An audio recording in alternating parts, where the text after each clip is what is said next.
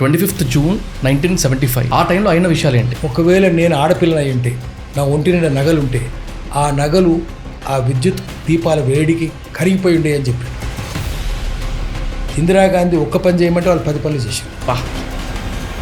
రాళ్ళు ఇసిరేస్తే ఫైరింగ్ జరిగింది. ఫైరింగ్లో 300 మంది చచ్చిపోయారు. Thank you for supporting raw talks podcast show. This is the clips channel. Full podcast చూడలేకపోతున్న వాళ్ళ కోసం చిన్న చిన్న బైట్స్ని, very interesting and very curious bytes అన్నింటిని తీసుకొచ్చి ఈ క్లిప్స్ ఛానల్లో వేస్తున్నాం. Do subscribe raw talks clips. 25th June 1975 emergency declare అయిన రోజు. అసలు ఎందుకు డిక్లేర్ అయింది? అఫీషియల్గానే దగ్గర 1,10,800 మంది అనుకుంటా, correct me if I'm wrong, subject to correction. అంతమంది అఫీషియల్గా జైలు పాలయ్యారు అనేది అఫీషియల్ నంబర్స్. ఇంకా దానికంటే లాక్స్ ఆఫ్ పీపుల్ని లోపలేసారు, జైలు సరిపోలేదు అనే దాకా వెళ్ళింది. అసలు ఎందుకు ఆ సిచ్యువేషన్ వచ్చింది? ఆ టైంలో అయిన విషయాలు ఏంటి? ఒకటి, ఆమె ఇందిరాగాంధీ అధికారంలోకి వచ్చింది. రైట్. 71లో బంగ్లాదేశ్ వార్ అయింది. అయినప్పుడు ఇందిరాగాంధీ గెలిచింది, అందులో అనుమానం ఏం లేదు. ధైర్యంగా చేసింది, యుద్ధం చేసింది. గాజీ సబ్మెరైన్ వచ్చింది, జలాంతర్గామి వస్తే విశాఖపట్నం పేల్చి పారేసింది దాన్ని. బంగ్లాదేశ్తో యుద్ధం కదా, అటు ఈస్ట్ పాకిస్తాన్, ఇటు వెస్ట్ పాకిస్తాన్ అంటే బంగ్లాదేశ్. యుద్ధం అయింది. బంగ్లాదేశ్ మనతోటే ఉన్నది, మనకు సపోర్ట్ చేసింది. ముజిబుర్ రెహమాన్ వాళ్ళందరూ మనం సపోర్ట్ చేసినాం, గెలిచినప్పుడు వాజ్పేయి లాంటి వాళ్ళు కూడా అంబే, మాతే, దుర్గే అని మెచ్చుకున్నాడు. మాతలుంగారు, అంబలుంగారు, దుర్గలుంగారు. హిందీలో ఏకవచనం ఉండదు, బహువచనం ఉంటుంది. దుర్గా అన్నారు, దుర్గే అంటారు. అయితే అట్లా మెచ్చుకున్నాడు, మనస్ఫూర్తిగా మెచ్చుకున్నాడు. ఆ తర్వాత ఆమెకు అధికార దాహం ఎక్కువైపోయింది. నాకు ఎదురు లేదనుకున్నది. సో నన్ను ఎవరు ప్రశ్నించొద్దు అనుకున్నది. మెజారిటీ కూడా బాగా వచ్చింది. వచ్చింది, నాకు ఇంకా ఎదురు ఉండొద్దు అని అనుకున్నది. కానీ ఆమెను ఎదిరిస్తారు కదా, ఎదిరిస్తారు. ఆ తర్వాత ఏమైందంటే ఆమె అధికార దుర్వినియోగం ఎక్కువ చేసింది. కోర్టుకు పోయింది. కోర్టుకు పోతే ఆమె గెలవడానికి కూడా కొన్ని దొంగ పనులు చేసింది. అలహాబాద్ నుంచి గెలవడానికి అప్పుడు ఇల్లీగల్గా చేసింది. అప్పుడు చేస్తే డబ్బులు ఇచ్చిండ్రు, లంచం ఇచ్చారు, చాలా ఇచ్చిండ్రు.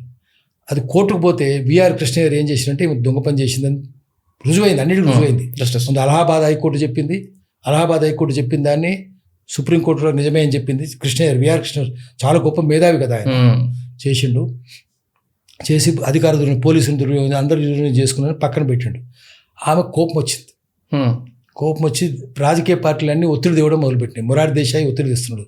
జయప్రకాష్ నారాయణ అన్న సంపూర్ణ క్రాంతి అని నినాదం తీసుకొచ్చిండు. జయప్రకాష్ చాలా గొప్పవాడు. జయప్రకాష్ నారాయణ సోలిస్ట్ పార్టీ అనేది.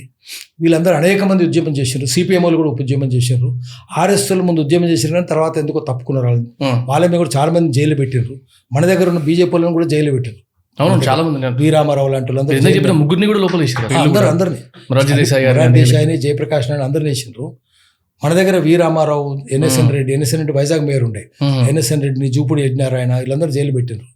మన దగ్గర జ్యోతి బాసు వీళ్ళందరూ జైలు, చాలా మందిని అన్ని పార్టీలను పెట్టారు. పెట్టినప్పుడు పెద్ద ఆందోళన జరిగింది.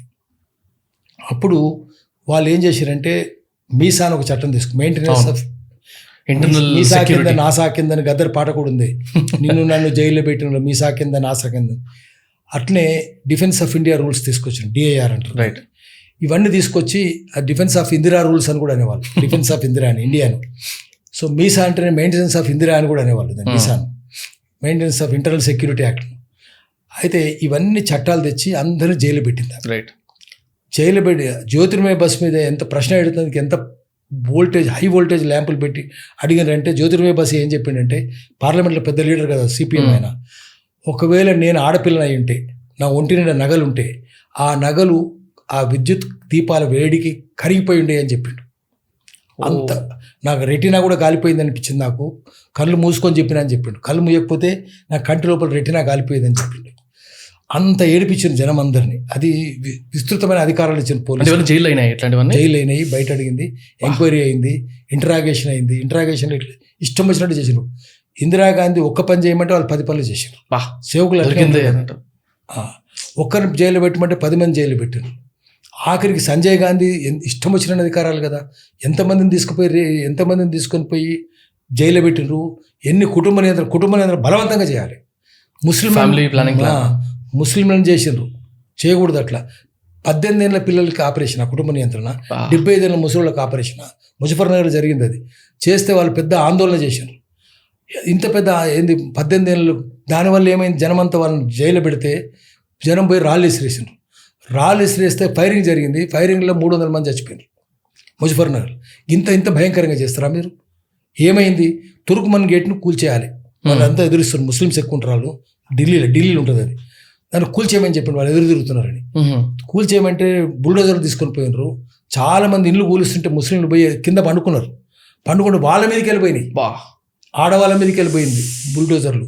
సంజయ్ గాంధీ పక్కన హోటల్ మీద కూర్చొని మందు కొట్టుకుంటా, సిగరెట్ దాక్కుంటా చూసి ఆహా చప్పట్లు కొట్టుకుంటారు. అది పత్రికల్లో వచ్చింది, టీవీలో వచ్చింది. సంజయ్ గాంధీ అంత దుర్మార్గంగా వ్యవహరించింది. ఎమర్జెన్సీలో మామూలుగా చేసిండ్రు. అయితే ఆ ఎంతమందిని, ఎన్ని బుల్డోజర్లు పెట్టి ఎంతమందిని, 7 లక్షల మంది ఢిల్లీలో నిర్వాసితులైనరు. బుల్డోజర్ కల్చర్ అప్పుడే వచ్చింది. యోగి ఆదిత్యనాథ్ ఇప్పుడు తీసుకొచ్చిండు, బీజేపీ ఆదిత్యనాథ్ ఇప్పుడు తెచ్చిండు. కానీ కాంగ్రెస్లో మొదలుపెట్టారు. చాలా ఘోరమైన తప్పిదాలు జరిగినాయి. అంటే నిజాం టైంలో ఏం జరిగింది మనం చూసినాం. మళ్ళీ ఇప్పుడు అదే చేశారు. రాజ్యాంగమే లేదు కదా. అందుకని ఏమైంది, తర్వాత జయప్రకాష్ నారాయణ పెద్ద లోక్నాయక్ అయిపోయిండు. లోక్నాయక్ అంటే నిజమే, లోక్ అంటే ప్రజలు, ప్రజానాయకుడు ఎవరంటే జయప్రకాష్ నారాయణే. చాలా పెద్దది కదా. అయితే ఆయన ఆసుపత్రిలో పడ్డాడు. అప్పుడు ఏదో అన్నారు అనుకోండి, జస్లోక్ హాస్పిటల్ ఉండే, లోక్నాయక్ జస్లోక్ నాయక్ అని కూడా అన్నారు. అది వేరే విషయం అది. కానీ ఆ రోజు జయప్రకాష్ పెద్ద ధైర్యస్తుడు, సోలిస్ట్ పార్టీ ఆయనది. ప్రతి ఒక్కరూ అన్ని పార్టీలు పోరాటం చేశారు. దానివల్ల ఏమైనా తర్వాత తుక్కు ఓడిపోయింది ఇందిరాగాంధీ. రాజ్నారాయణ లాంటి వాళ్ళ చేతిలో ఇందిరాగాంధీ ఓడిపోయింది. పూల్పూర్లో, రాయ్బరేలీలో ఓడిపోయింది. ఎందుకు ఓడిపోయింది? ఇక్కడ ఎన్టీ రామారావు ఓడిపోయింది కలవకూడదు, అది వేరే విషయం. కానీ అక్కడ ఆమె కూడా ఓడిపోయింది. తెలుసుకోవాల్సిన విషయం ఏంటంటే, నువ్వు ప్రజల మీద దురాగతాలు చేస్తే ప్రజలు క్షమించరు, ఎదురు తిరుగుతారు. అంతకంటే ముందు నీకు బ్రహ్మరథం పట్టిన వాళ్ళే, బ్రహ్మరథం పట్టిన వాళ్ళే నీ జుట్టు బట్టి లాగినరు. బ్రహ్మరథం మీద జుట్టు ఉంటుంది. అందుకని జాగ్రత్తగా ఉండాలి. ఉసరు పోసుకుంటే నువ్వు పసరు పోసుకుంటే ఒక కంట్రీ. జాగ్రత్త అని హెచ్చరించాలి. Thank you for watching the clip. Full podcast చూడాలనుకుంటే కింద డిస్క్రిప్షన్లో లింక్ ఉంది, గో వాచ్ ఇట్.